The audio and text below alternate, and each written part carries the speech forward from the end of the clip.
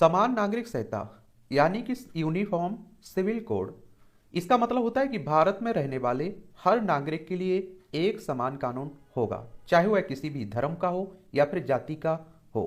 और समान नागरिक संहिता लागू होने से सभी धर्मों का एक कानून होगा और शादी, तलाक और जमीन जायदाद के बंटवारे में सभी धर्मों के लिए एक ही कानून लागू होगा। और अभी आप देखते हैं कि क्रिमिनल कानून तो सबके लिए बराबर होता है। अगर आप देखिए कोई किसी की हत्या कर देता है, किसी को कोई चोट पहुंचाता है, तो उस पर एक समान कानून के तहत आप देखते हैं कि क्या चलता है, केस चलता है उस पर। लेकिन आप देखते हैं कि जो सिविल कानून है अलग अलग धर्मों में अलग अलग आपको देखने को मिलते हैं, उनको भी एक करने की बात की जा रही है। और कहा जा रहा है कि जब भारत एक है, देश एक है, संविधान एक है, तो कानून भी तो एक होना चाहिए। भेदभाव क्यों रहना चाहिए, अलग अलग कानून क्यों रहना चाहिए। और जो वर्तमान में आप लोग सत्ता में पार्टी देख रहे हैं ना, केंद्र में भारतीय जनता पार्टी बीजेपी की बात कर रहा हूं, जब से इसकी स्थापना हुई है उसके 3 कोर मुद्दे रहे हैं। एक तो आप देखते हैं कि जम्मू कश्मीर से 370 हटाना, दूसरा था राम जन्मभूमि यानी कि अयोध्या में राम मंदिर का बनना, और तीसरा था समान नागरिक संहिता। और आप देखते हैं कि 2 मुद्दे उसके खत्म हो चुके हैं, एक ये मुद्दा बचा हुआ है। तो अब आप देख रहे हैं कि प्रधानमंत्री इस पर भी बोलना शुरू कर दिए हैं, उनकी पार्टी इस पर भी बोलना शुरू कर दी है। तो आज हम लोग इसके बारे में एक सामान्य जानकारी देख लेंगे। अगर आप लोग किसी एग्जाम की तैयारी कर रहे हैं, खासकर civil service, state PCS, one day exam की, तो इनमें आपसे क्वेश्चंस भी पूछे जाएंगे। और वैसे भी आप लोगों को इसके बारे में एक सामान्य जानकारी होनी चाहिए। क्या होनी चाहिए, होना चाहिए। तो इसमें आज हम लोग देखेंगे कि समान नागरिक संहिता होती क्या है, हमारा संविधान क्या कहता है इसके बारे में, भारत में जो व्यक्तिगत कानून हैं उन पर भी बात करेंगे, इसकी जो चुनौतियां हैं उन पर भी बात करेंगे, इसके क्या लाभ हो सकते हैं उसे भी देखेंगे। और कुछ महत्वपूर्ण इससे संबंधित महत्वपूर्ण प्रकरण भी हैं, उन प्रकरणों पर भी हम लोग बात करेंगे। क्या करेंगे, बात करेंगे। और आप देखेंगे अभी हाल ही में आप लोगों ने सुना होगा कि जो विधि आयोग है हमारा, क्या भारत के विधि आयोग ने समान नागरिक संहिता के संबंध में सार्वजनिक मत और प्रस्ताव आमंत्रित किए हैं, सुझाव एक तरह से मांगे हैं। तो इसीलिए आप देखते हैं कि उस समय भी ये चर्चा में आ चुका था। और विधि आयोग की बात करें तो ये पहली बार 1834 में स्थापित हुआ था, गठन हुआ था। भारत का विधि आयोग भारत सरकार के एक आदेश द्वारा स्थापित एक कार्यकारी निकाय है। आयोग का कार्य कानूनी सुधार पर शोध करना और सरकार को सलाह देना, और यह कानूनी विशेषज्ञों से बना। इसकी अध्यक्षता सेवानिवृत्त न्यायाधीश करते हैं। आयोग एक निश्चित कार्यकाल के लिए स्थापित किया जाता है और कानून और न्याय मंत्रालय के एक सलाहकार निकाय के रूप में ये काम करता है। ये भी आप लोग याद रखिएगा इसमें, ठीक है। और देखिए हमारी प्यारी पृथ्वी है, इसमें आप देखेंगे ये हमारा प्यारा भारत देखने को मिलेगा। पड़ोसियों में देखिए तो श्रीलंका हो गया, पाकिस्तान, अफगानिस्तान, ये नेपाल है, ऊपर चाइना है, भूटान, बांग्लादेश, म्यांमार आपको देखने को मिलेगा। तो आप देखिए समान नागरिक संहिता का उल्लेख भारतीय संविधान के अनुच्छेद 44 को आप लोग पढ़िए। आप लोग राज्य के नीति निर्देशक तत्व पढ़ते हैं ना आप लोग, उसी में आप लोगों को डीपीएसपी में का अंग है और आर्टिकल 44 के तहत, ठीक है। और आप देखते हैं कि अनुच्छेद 44 में कहा गया है कि राज्य भारत के समस्त राज्य क्षेत्र में नागरिकों के लिए एक समान सिविल संहिता प्राप्त कराने का प्रयास करेगा।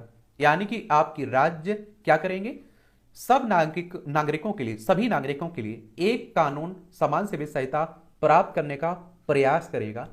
और जो आप देखते हैं गोवा, आप लोग देखते हैं ना, वहां ये लागू हुई है, तो ऐसा कुछ आप देखते हैं कि वहां बवाल भी नहीं हुआ है, कोई समुदाय, कोई धर्म उसका विरोध भी नहीं करता है वहां। एक तो क्या है कि आप देखिए इस कानून के बारे में अपनी अपनी गलत फहमियां हैं, भ्रांतियां हैं। ये निर्देशक तत्व कानूनी रूप से परिवर्तनीय नहीं होते हैं, लेकिन नीति निर्माण में राज्य का मार्गदर्शन जरूर करते हैं। और देखिए नीति निर्देशक सिद्धांत के बारे में आप लोग जानते हैं, डीपीएसपी के बारे में, कि अगर इन्हें लागू नहीं किया जाता है तो आप देखते हैं कोई कोर्ट नहीं जा सकता है, कोर्ट इस पर कुछ नहीं कर सकता है। अगर आप देखते हैं कि मौलिक अधिकारों का हनन होता है, आपके मौलिक अधिकारों की रक्षा नहीं हो रही है, तो आप लोग सुप्रीम कोर्ट चले जाते हैं, हाई कोर्ट चले जाते हैं। हाई कोर्ट, सुप्रीम कोर्ट वहां हस्तक्षेप करता है, आपके अधिकारों की रक्षा करता है। लेकिन नीति निर्देशक तथ्य हैं जो वो राज्यों पर निर्भर करते हैं, अगर वो देना चाहें तो दे सकती हैं और नहीं देना चाहें तो नहीं दें। यूसीसी का कुछ लोगों द्वारा राष्ट्रीय अखंडता और लैंगिक न्याय को बढ़ावा देने के एक तरीके के रूप में समर्थन किया जाता है। तो आप देखेंगे कि कुछ लोगों द्वारा इसे धार्मिक स्वतंत्रता और विविधता के लिए खतरा बताकर इसका विरोध भी किया जाता है। अब आप देखिए महिलाओं के साथ क्यों भेदभाव होना चाहिए, उसके लिए आप देखते हैं कि इसके पक्ष में भी ये लोग हैं। भारत में गोवा एकमात्र ऐसा राज्य है जहां समान नागरिक संहिता लागू है, और वर्ष 1961 में पुर्तगाली शासन ने स्वतंत्रता के बाद गोवा ने अपने समान पारिवारिक कानून को बनाए रखा और जिसे गोवा नागरिक संहिता, गोवा सिविल कोड के रूप में आप लोग जानते हैं। शेष भारत में धार्मिक या सामुदायिक पहचान के आधार पर विभिन्न पर्सनल लॉज का पालन किया जाता है। अभी भी पर्सनल लॉ आप लोग देखते हैं। भारत में अगर हम लोग व्यक्तिगत कानूनों की बात करें तो वर्तमान में न केवल मुस्लिम बल्कि हिंदू, जैन, बौद्ध, सिख, पारसी और यहूदी भी अपने पर्सनल लॉ द्वारा शासित होते हैं और व्यक्तिगत कानून धार्मिक पहचान के आधार पर निर्धारित होते हैं। संशोधित हिंदू पर्सनल लॉ में अभी भी कुछ पारंपरिक प्रथाएं शामिल हैं और अंतर तब उत्पन्न होते हैं जब हिंदू और मुस्लिम विशेष विवाह अधिनियम के तहत विवाह करते हैं, जहां हिंदू अब भी हिंदू पर्सनल लॉ द्वारा शासित होते रहते हैं लेकिन मुस्लिम नहीं। तो ये भी आप देखेंगे। और यूसीसी को लागू करने की राय में चुनौतियां क्या हैं, यानी कि आप देखिए समान नागरिक संहिता को लागू करने की राय में क्या कठिनाइयां हैं, क्या परेशानियां हैं। तो आप देखिए विविध व्यक्तिगत कानून और पारंपरिक प्रथाएं। तो भारत विविध धर्मों, संस्कृतियों, परंपराओं का देश है। आप देखते हैं कि यहाँ आप लोगों को जैन देखने को मिल जाएंगे, बुद्ध, हिंदू, सिख, ईसाई, मुस्लिम आपको देखने को मिल जाएंगे। बहुत सारे समुदाय देखने को मिलती हैं, जातियां में बटे हुए हैं, भाषाएं बोलने वाले मिल जाएंगे। विविधताओं से भरा हुआ देश है हमारा और प्रत्येक समुदाय के अपने व्यक्तिगत कानून और रीति रिवाज भी हैं जो उनके नागरिक मामलों को नियंत्रित करते हैं। ये कानून और प्रथाएं विभिन्न क्षेत्रों, संप्रदायों और समूहों में व्यापक रूप से भिन्न भिन्न आप लोगों को देखने को मिलेंगे। ऐसी विविधता के बीच एक समान आधार और एकरूपता पा सकना अत्यंत कठिन एवं जटिल है। इसके अलावा कई व्यक्तिगत कानून संहिताबद्ध या प्रलेखित नहीं है बल्कि मौखिक या फिर लिखित स्रोतों पर आधारित हैं, जो प्रायः आप देखते हैं अस्पष्ट या फिर विरुद्धाभासी होते हैं।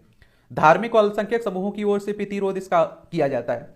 कई धार्मिक और अल्पसंख्यक समूह यूसीसी को अपनी धार्मिक स्वतंत्रता और सांस्कृतिक स्वायत्तता के उल्लंघन के रूप में भी देखते हैं। उन्हें डर है कि समान नागरिक संहिता एक बहुसंख्यकवादी या फिर समरूप कानून लागू करेगी और उसकी पहचान और विविधता की उपेक्षा करेगी। और ये तर्क भी देते हैं, ये लोग क्या कहते हैं कि यूसीसी अनुच्छेद 25 के तहत प्राप्त उनके संवैधानिक अधिकारों का उल्लंघन करेगी और अनुच्छेद 25 में अंतःकरण की और धर्म के अबाध रूप से मान्य आचरण और प्रचार करने की स्वतंत्रता की बात की गई है। जो धार्मिक स्वतंत्रता का कानून अधिकार है ना, आर्टिकल 25, उसी की बात हो रही है। फिर आप देखते हैं कि राजनीतिक इच्छा शक्ति और सर्वसम्मति का अभाव। आप देखते हैं कि चाहे देखिए अभी जो वर्तमान में सत्ता में केंद्र में जो पार्टी है उसकी बात कर लीजिए, चाहे पहले जो भी पार्टी सत्ता में रही है, उनका एक नियम सा रहता है कि जो कानून आप देखिए उनके लिए अच्छे लगेंगे। अभी बीजेपी के लिए अच्छे लग रहे हैं, वो आप देखिए उस समय जब वो विपक्ष में थी तब उसे बुरे लगते थे। जैसे आप मान लीजिए जीएसटी की बात कर लीजिए, आप देखते हैं कि बीजेपी बड़ा विरोध करती थी कांग्रेस जब ला रही थी, लेकिन बीजेपी लाई है और कांग्रेस उसका विरोध कर रही थी। ठीक है, तो यूसीसी को लाने और उसे लागू करने के संबंध में सरकार, विधायिका, न्यायपालिका और नागरिक समाज के बीच राजनीतिक इच्छा शक्ति एवं सर्वसम्मति की कमी है। ऐसी भी आशंकाएं व्यक्त की गई हैं कि यूसीसी समाज में सांप्रदायिक तनाव और संघर्षों को भड़का सकती है। और अभी जो भी कानून आएंगे, स्वाभाविक सी बात है कि जो विपक्ष में बैठे हुए हैं वो विरोध करेंगे, चाहे वो सही हो या गलत हो, उन्हें विरोध करना है तो करना है। ये आप देखें व्यवहारिक कठिनाइयां और जटिलताएं।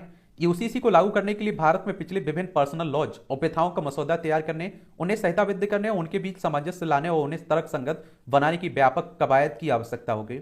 और इसके लिए धार्मिक नेताओं, कानूनी विशेषज्ञों, महिला संगठनों आदि सहित विभिन्न हितधारकों के व्यापक परामर्श और भागीदारी की आवश्यकता होगी।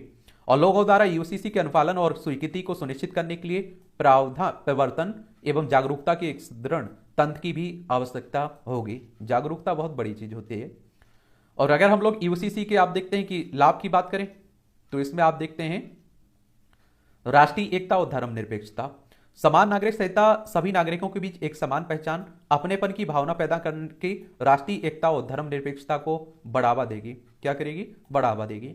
और इससे विभिन्न पर्सनल लॉज के कारण उत्पन्न होने वाली सांप्रदायिक एवं पंथ संबंधी विवादों में भी कमी आएगी। और यह सभी के लिए समानता, बंधुता और गरिमा के संवैधानिक मूल्यों को भी संतुष्ट करेगी। और आप देखते हैं कि लैंगिक न्याय और समानता, ये समान नागरिक संहिता विभिन्न पर्सनल लॉज के अंतर्गत महिलाओं के साथ होने वाले भेदभाव, उत्पीड़न को दूर करके लैंगिक न्याय एवं समानता सुनिश्चित करेगी। और यह आप देखिए विवाह हो, तलाक हो, उत्तराधिकार हो, गोद लेने, भरण पोषण आदि मामलों में महिलाओं को समान अधिकार और दर्जा प्रदान करेंगे। और कहते हैं कि यूसीसी से सबसे ज्यादा किसी को अगर फायदा होगा तो वो महिलाओं को होगा। यह महिलाओं को उन सत्तात्मक और प्रतिगामी प्रथाओं को चुनौती देने के लिए भी सशक्त बनाएगी जो उनके मूल अधिकारों का उल्लंघन करते हैं।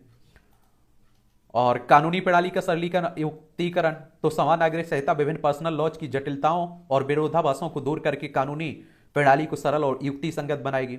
यह विभिन्न पर्सनल लॉज के कारण उत्पन्न होने वाली विसंगतियों, खामियों को दूर करने और करके नागरिक और आपराधिक कानूनों में सामंजस्य स्थापित करेगी। यह कानून को आम लोगों के लिए अधिक सुलभ और समझने योग्य भी बनाएगी। और आप देखिए, पुरानी एवं पितिगामी प्रथाओं का आधुनिकीकरण और सुधार। समान नागरिक संहिता कुछ पर्सनल लॉज में पिछली पुरानी और पितिगामी प्रथाओं का आधुनिकीकरण और इसमें सुधार करेगी। अब आप सोचिए कि इतिहास आप लोगों ने पढ़ा होगा, सती प्रथा और आप देखिए बाल विवाह बड़े अच्छे माने जाते थे उस समय। हमारे धर्मगुरु इसका अगर इन्हें हटाने की बात होती तो क्या करते थे? विरोध करते थे। आज आप लोग सोच के देखिए, आप सोचेंगे कितनी घटिया चीजें थी, घटनीय प्रथाएं थी, बहुत बुरी प्रथाएं थी, अच्छी खत्म हो गई। और यह उन प्रथाओं को समाप्त कर देगी जो भारत के संविधान में निहित मानव अधिकारों और मूल्यों के विरुद्ध हैं, जैसे 3 तलाक, बहु विवाह, बाल विवाह आदि। और आप देखेंगे यही मुस्लिमों को यही कह के आप देखते हैं कि उन्हें बताया जाता है कि तुम्हारे 2 से ज्यादा तुम शादी करते हुए 1 से ज्यादा 2, 3 वो बंद हो जाएगी, इसलिए वो तुम्हारे खिलाफ है। आप देखिए हिंदुओं में भी करते हैं लोग, 2 से ज्यादा शादियां करते हैं, 2 या 2 से ज्यादा। आप देखते हैं हिंदुओं में भी बाल विवाह होते हैं। आप देखते हैं कि तलाक यानी कि डिवोर्स आप देखते हैं कि हिंदुओं में भी होते हैं। सबके लिए बराबर रहेगा, लेकिन वो एक तरह से बड़ा चढ़ा के बता दिया जाता है। यह बदलती सामाजिक वास्तविकता और लोगों की आकांक्षाओं को भी समायोजित करेगी। और यूसीसी से संबंधित कुछ महत्वपूर्ण प्रकरण भी हैं। ये केस आप लोगों को जरूर याद रखना है, जब भी आंसर राइटिंग कर रहे हैं आप लोग, कहीं कुछ लिख रहे हो तो इनका उल्लेख कर सकते हो आप। तो साहेब बानो बेगम बनाम मोहम्मद अहमद खान, ये 1985 का केस है। सर्वोच्च न्यायालय ने मुस्लिम महिला के लिए इद्दत अवधि की समाप्ति के बाद भी आपराधिक प्रक्रिया संहिता की धारा 125 के तहत अपने पति से भरण पोषण का दावा करने की अधिकार की पुष्टि की। और न्यायालय ने माना कि समान नागरिक संहिता विचारधाराओं पर आधारित विरोधाभासों को दूर करने में मदद करेगी। और सुप्रीम कोर्ट की बात करें तो आप देखते हैं कि हमारी सर्वोच्च अदालत है। संविधान के अनुच्छेद 124 को आप लोग पढ़िए। सुप्रीम कोर्ट की स्थापना की बात की गई है और इसकी स्थापना 28 जनवरी 1950 में हुई थी। इसमें जो न्यायाधीश रहते हैं उनकी सेवानिवृत्ति की उम्र 65 साल रखी गई है।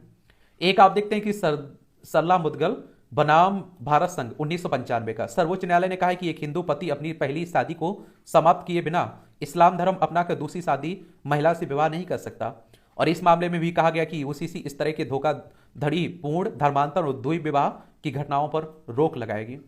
एक आप देखते हैं कि सायरा बानो बनाम भारत संघ 2017 का, सर्वोच्च न्यायालय ने 3 तलाक की प्रथा को असंवैधानिक और मुस्लिम महिलाओं की गरिमा एवं समानता का उल्लंघन करार दिया। और इसने यह अनुशंसा की कि संसद को मुस्लिम विवाह और तलाक को विनियमित करने के लिए एक कानून का निर्माण करना चाहिए। और आप देखते हैं कि अब 3 तलाक जो प्रथा है उसे खत्म कर दिया गया, कानूनी प्रावधान ला दिए गए उसके तहत। तो यही सब बात होती रहती है। और इतना मुझे लगता है कि एक सामान्य जानकारी आप लोगों के पास जरूर होनी चाहिए इसके बारे में, क्योंकि कई बार क्वेश्चंस आपसे पूछ लेगा।